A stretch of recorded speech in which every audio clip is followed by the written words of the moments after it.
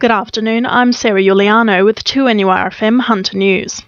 The Greens have launched a fresh campaign against cuts to TAFE in the Hunter. Senator Lee Rhiannon and New South Wales Upper House MP John Kaye have today met with students from Belmont and Hamilton TAFE campuses to discuss concerns about cuts to funding and the centralisation of courses. John Kaye says competitive funding policies are also driving TAFE to the brink of extinction. This is a competitive market that strips funds out of TAFE, puts it into a market where TAFE has to compete against low-cost, low-quality private providers.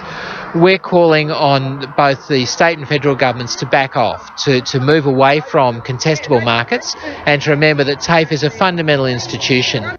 A dangerous intersection at Cameron Park could soon be getting a much-needed safety improvement with plans to build a roundabout moving forward. The Minmai Road and North Lakes Drive T intersection saw one crash a day on average last year, renewing calls for an upgrade to be made. Lake Macquarie Council has marked the spot as a high priority, but have struggled to meet an agreement with the land's owner. Tenders are being called for the development of a new bridge in the Dungog community of Torryburn. The replacement comes after severe floods in April washed away the old bridge. Dungog Mayor Harold Johnston says it will take time before the tenders are evaluated. The bridge has not been designed yet because the tenders, as I say, will be after design and construct. We have a good cross-section of bridge builders and we'll see what the best outcome is. And that'll be sort of time and money, of course.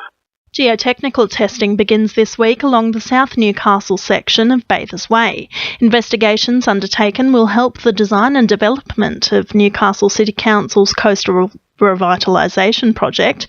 Council's senior project planner Heidi Colachew says the operation will see closure to public sections of King Edward Park for around 2 weeks. This stage of work is really about informing the design process. So it's really important that we get a good handle on the condition of the infrastructure that's down there at the moment before we go ahead and progress any design work.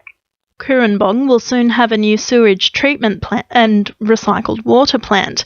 The $2.5 million facility has been approved by Lake Macquarie Council to help reduce Cooranbong's demand on drinking water by up to 70%. The centre will service more than 2,000 new homes at Wattigan Park Estate.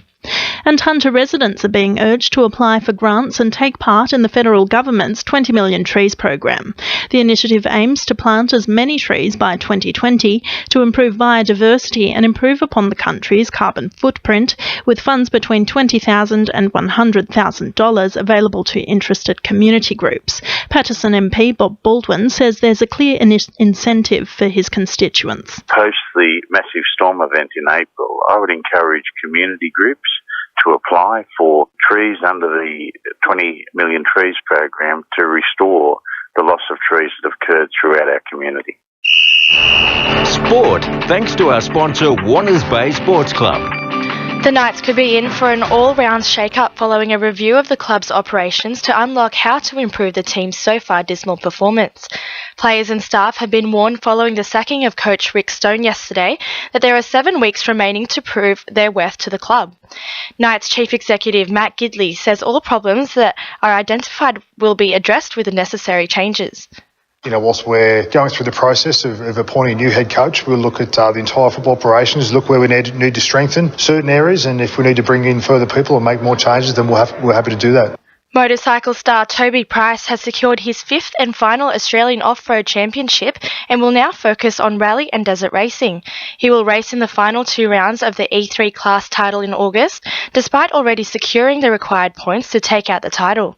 The Aberglasslyn rider will make his farewell enduro ride in the Australian 4-day titles in Tasmania. And in golf, former US PGA Tour card holder Nathan Green is still uncertain of his return to the Queensland Open in October, following a lack of motivation for professional competition. The 40-year-old is expected to complete a bridging coaches course around the same time, already coaching at the Toronto Golf Club.